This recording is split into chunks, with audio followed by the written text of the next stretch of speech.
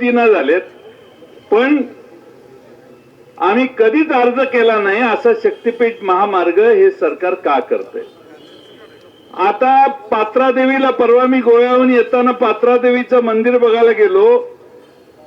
मागमूस नाही, एक छोटा बोर्ड लावलाय पात्रादेवीकडे, पत्र्याचं शेड आहे. गावातल्या मसोबाचा दगड पण त्या पात्रादेवीपेक्षा मोठा आहे, पण मी पात्रादेवीचा अवमान करणार नाही. आपली देवी आहे, आपलं काय ऑब्जेक्शन नाही. पण पात्रादेवीला जाण्यासाठी रस्ते आहेत, मार्ग वेगळे आहेत. त्यामुळं माझी सरकारला पुन्हा एकदा शेवटची विनंती आहे की सरकारने हा शक्तीपीठाचा महामार्ग काढण्याचा उद्योग बंद करावा. जनतेचा विरोध काय आहे हे आपण बघताय. एवढ्या आमच्या भगिनी आलेल्या आहेत.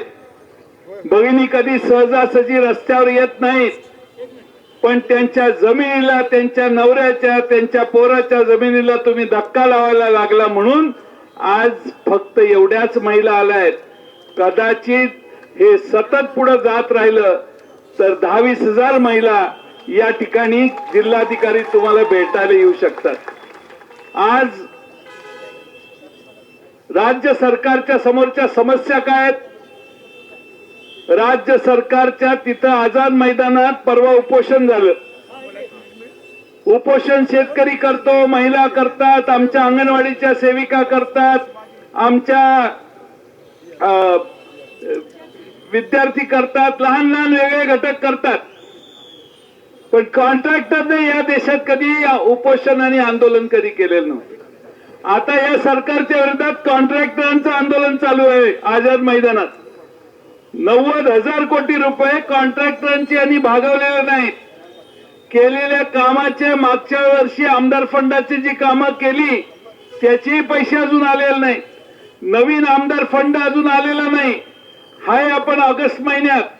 त्यामुळे सरकारच्या तिजोरीत पैसे नाहीत. बाहेरून परस्पर कर्ज काढायचा आणि हे रस्त्याचे टेंडर द्यायचा उद्योग सरकारने ताबडतोब थांबवला पाहिजे. मला अपेक्षा आहे फक्त कोल्हापूर आणि सांगली जिल्ह्यापुरता, सोलापूर जिल्ह्यापुरता हा विरोध नाही. परभणीला मोठा मेळावा झाला, हिंगोलीला मोठा मेळावा झाला. या दोन्ही मेळाव्याला राजू शेट्टी साहेब जाऊन आले. लातूरला आता थोड्या दिवसांनी मेळावा होणार आहे, मोर्चा होणार आहे. पलीकडच्या सगळ्या जिल्ह्यामध्ये लोकांचा विरोध आहे. लोकांचा विरोध असताना आम्ही सरकारच्या बाजूने असणाऱ्या आमदारांना म्हटलं जरा बोला. एक आमदार बोलना, घाबरले. सत्तेत असणारा एक पण आमदार बोलना, एक पण खासदार बोलना. एक तर त्यांनी पाठिंबा जाहीर करावा, नाहीतर या शक्तीपीठाला विरोध करावा. दूध का दूध, पाणी का पाणी एकदा त्यांनी करावं.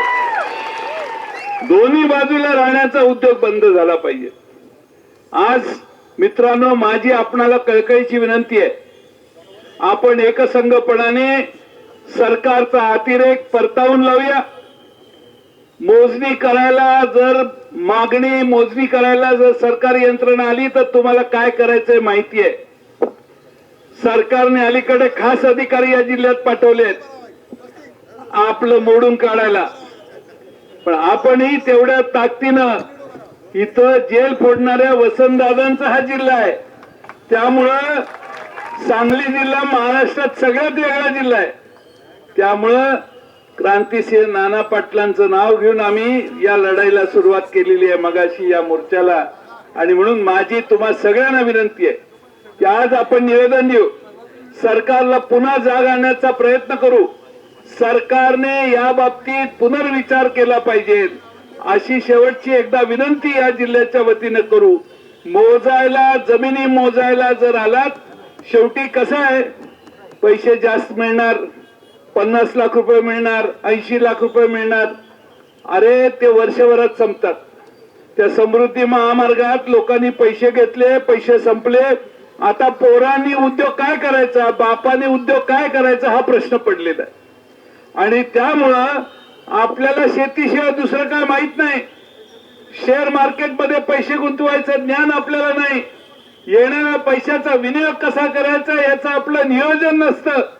आता जर आम्ही ज्या जमिनीतनं दरवर्षी 22 लाख रुपये मिळवण्याचा प्रयत्न करतो, त्या जमिनीतनच तुम्ही रस्ता काढला तर आम्ही मिळवायचं पुढं काय? आज तुम्ही रस्त्याला जमीन द्याल, पण उद्या तुमचा नातू विचारेल तुम्हाला काय येड लागलं होतं का त्यावेळी काय करणार? तुम्ही आजचा विचार करू नका, उद्याचाही विचार करू नका. ज्यावेळी नातू येईल, नातू तुम्हाला 20 वर्षाचा झाल्यावर म्हणेल मला काहीच करता येणार, जमीन नाही आपल्याकडं, आपण काय भूमिहीन होतो का जन्मल्यापासून? त्यावेळी तुम्हाला त्या नातवाला उत्तर द्यायचंय, हे कधी विसरू नका. पैसे येतात आणि जातात, पण जमीन कधी जात नाही. ती जमीन काढून घ्यायचा उद्योग ही लोक करायला लागलेली असतील तर आपण ताकदीनं त्यांना विरोध करावा. आज राजू शेट्टी यांनी सगळ्या जिल्ह्याच्या शेवटपर्यंत नेतृत्व करून आपल्या सगळ्यांना एकत्रित करण्याचा प्रयत्न केला. आमचे बीजी काका, आमचे कॉम्रेड गुरव साहेब सगळेच हे 24 तास काम करतायत, ते कुठल्या पक्षाशी संबंधित नाहीत. आज शिवाय जयसिंगराव शेंडगे बापू पण आलेत. सगळे अतिशय मनानं, तनमनाने आणि धनाने सगळे प्रयत्न करतायत या रस्त्याचं आक्रमण पाठीमागे घालवण्यासाठी. आणि म्हणून आज सांगली जिल्ह्यातल्या ज्या ज्या गावातनं रस्ता जातो तिथल्या सगळ्या नागरिकांनी इथं आल्याबद्दल त्यांचे मी आभार मानतो. तुम्ही घेतलेल्या या कष्टात ऊन वारा पाऊस सगळ्यांना तोंड देण्याची ताकद ठेवून तुम्ही आज इथं आला.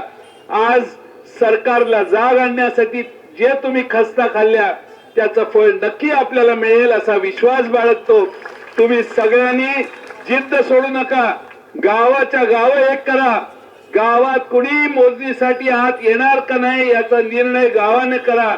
गावात सगळ्यांना भविष्य काय आहे, अहो आज तुम्ही जी जमीन ज्या दराने देणार आहे त्याच्यापेक्षा 10-20 वर्षांना त्या जमिनीची तिप्पट किंमत होणार आहे. आणि जी जमीन तुमच्या हातात लाख मोलाची आहे ती जमीन एकदा गेली तर विकायला पण काही शिल्लक राहणार नाही. आणि म्हणून हा शेवटचा निर्वाणीचा इशारा सरकारला देऊया. सगळे रस्ते सुधारा. सोलापूर वरून हा रस्ता येतो तो पाहिजे तर 7-8 पदरी करा, आमचं काय म्हणणं नाही, त्याच्यावरून या.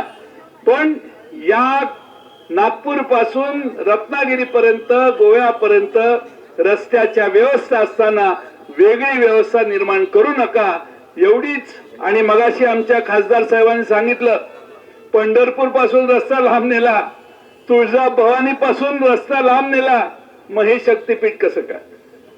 हे शक्तीपीठ नाहीच आहे, हे यांचं पीठ आहे. यांच्या पीठात यांना स्वतःची व्यवस्था करायची आहे. आणि म्हणून माझी आपल्याला विनंती, आपण एकसंघ राहू. खासदार आमचे या ठिकाणी विशाल पाटील साहेब मुद्दामून आले, त्यांचेही आभार मानतो. आम्ही लोकसभा संपल्यानंतर आजचा हा कार्यक्रम ठेवायचं ठरवलं होतं. विश्वजित कदम साहेब पण येणार होते, पण त्यांच्या घरी दुःखद घटना झाली म्हणून त्यांना आता विनंती केलेली आहे की तुम्ही फोनवरून संदेश द्या. त्यामुळे त्यांचा फोनवरूनचा संदेश आपण सगळ्यांनी ऐका. मग राजू शेट्टी साहेब बोलतील आणि हे सभेचा मोर्चाचा कार्यक्रम संपून आम्ही काही प्रमुख लोक जिल्हाधिकाऱ्यांच्याकडे आज जाऊ आणि त्यांना निवेदन देऊ. आम्ही आत गेल्यावर आपण सगळ्यांनी जायला हरकत नाही. मी विश्वजित कदम यांना विनंती करतो, आपल्या समोर त्यांनी त्यांचं मनोगत मोबाईल फोनवरून व्यक्त करावं. बोला.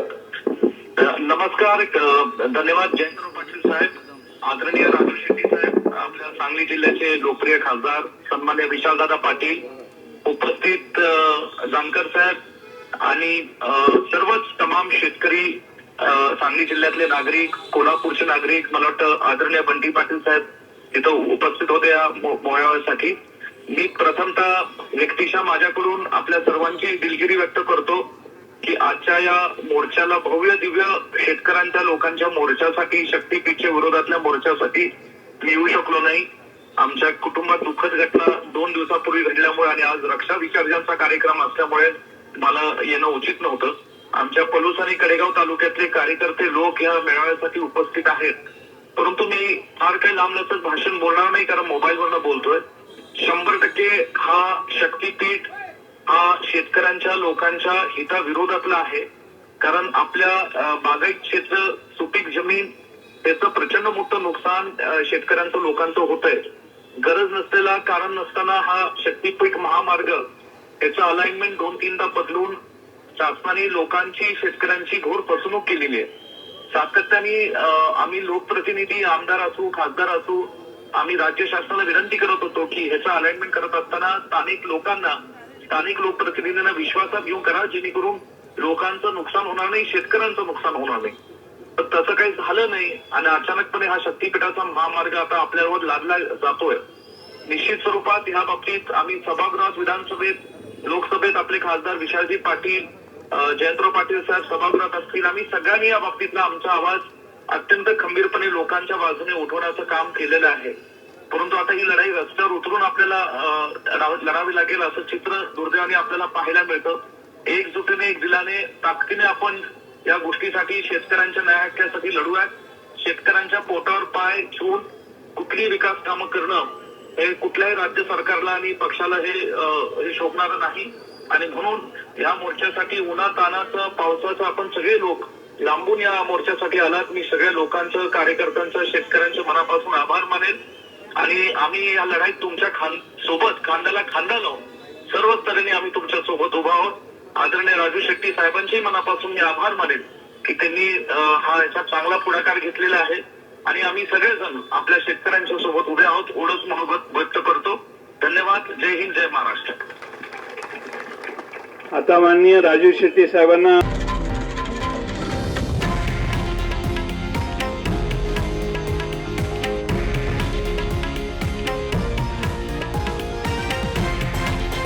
हे आहे देशातील नंबर 1 न्यूज नेटवर्क आणि आपण पाहत आहात TV9 मराठी, एकमेव.